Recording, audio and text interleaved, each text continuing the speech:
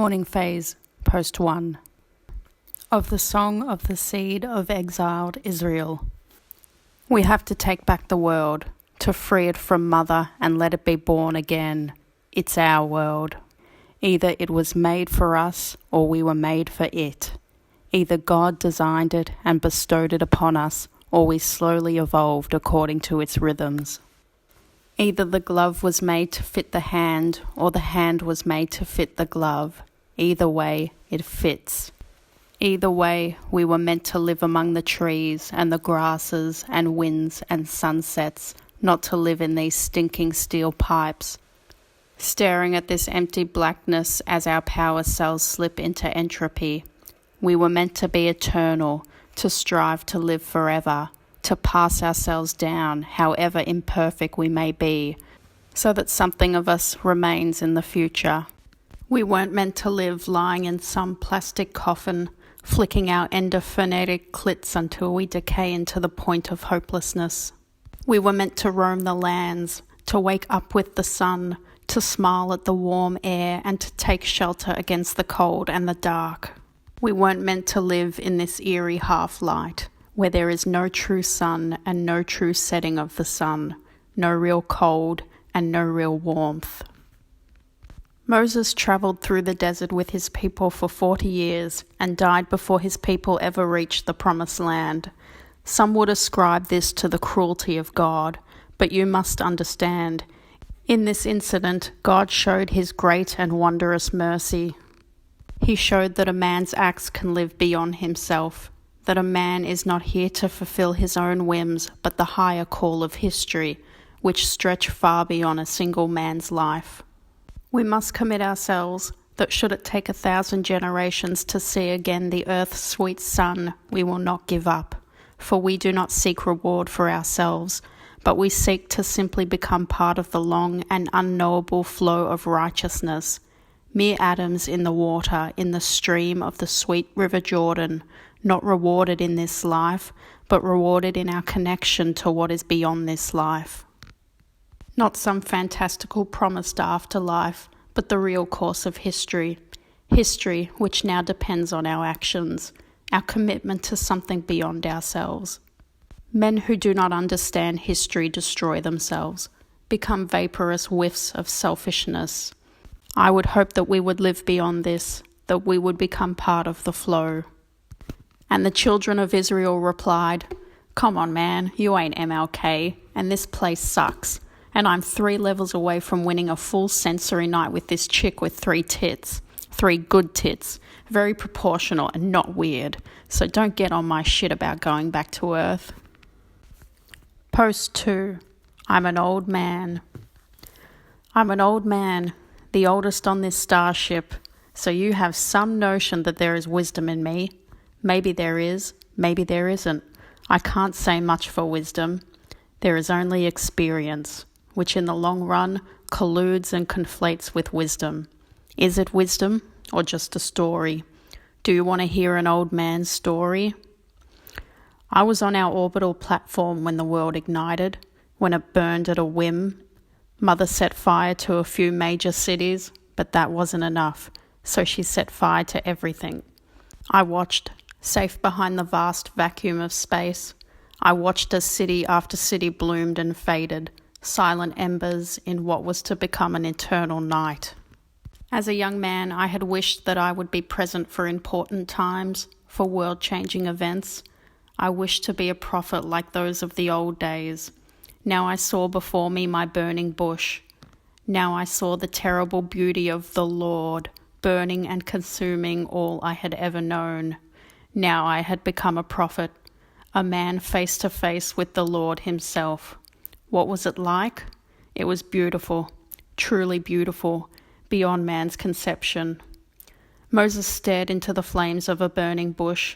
I stared into the flames of a burning world.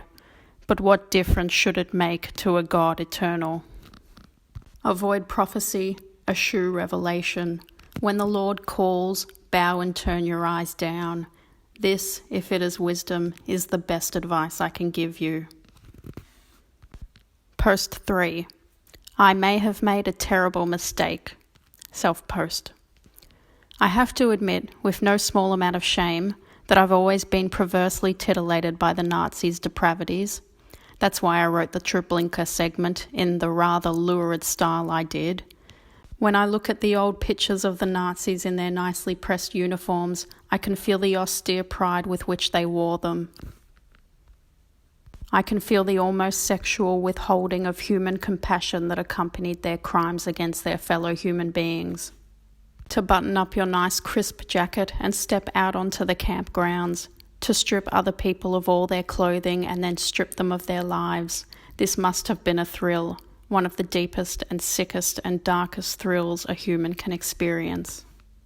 People have been slaughtered by the millions in various atrocities throughout history, but the Nazis brought a certain orderliness to it, a pristine hypocrisy which has not been matched before or since. The fusty cravats of American slaveholders, the drab tunics of Chinese and Russian communists, the sweaty overalls of the Khmer Rouge, none of them can incite that slick and awful delight that the SS uniforms incite. The ancient Jew, as the Nazis saw him, with his stories of shepherds and wine, with his bread and his curled side locks, with his insistence on the value of God and history, with his lawyers' offices and jewelry shops, must have seemed the perfect target for destruction, for the Jew was both more modern and more ancient than the Nazi. In the West, at least, he lived in the cities and earned money through what we now call the knowledge economy, but he practiced a faith far older than all others, save perhaps Hinduism. For a set of sociopaths bent on creating an entirely new past and a new future, the Jew, through entirely no fault of his own, was an ideal vassal for their hatred. With their runes and their silly fire-lit ceremonies and all of Himmler's invented law, the Nazis made their claim to ancientness, but compared to the Jews, it must have all looked rather amateurish. And wasn't this at the root of anti-Semitism throughout the ages? As the centuries passed, Christianity was able to assume the prestigious mantle of ancientness, but to know there was something still more ancient, something which rejected their claims to majesty, it must have rankled, and so the centuries of killings. The Nazis wanted to own the past and the future. They wanted to bend both of them to the throbbing will of the Führer and his obedient Volk. But the past cannot be owned if it is still alive. To build a pristine new future, the past must be destroyed and made remote. It must be argued that at some point in time, the flow of history was interrupted, that we have become decoupled from our glorious past, that it does not currently live among us, that the eternal flow has been diverted and must be restored.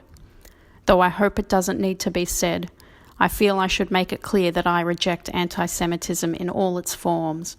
Anti-Semitism is perhaps the ultimate conspiracy theory, and though it may surprise you, but I don't much care for conspiracy theories. The world is far too chaotic and complex for one small set of people to exert much control over it. Anti-Semitism is nonsense. As I understand the AA philosophy, the root of all human suffering is in attempting to control what we cannot control. For the alcoholic, this attempt takes the form of alcohol. We try to control our feelings.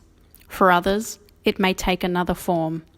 Regardless of the means, a person who attempts to control everything will suffer grievously under their delusion of control. Conspiracy theories are just this same delusion turned on its head. Instead of assuming that I can control everything, I assume some shadowy person or set of people can, and I assume that by overthrowing them, everything can be made right. This is delusion. Nobody has much control over the world. There is no secret puppet master. The puppet is pulled by a million different strings, and nobody controls them all.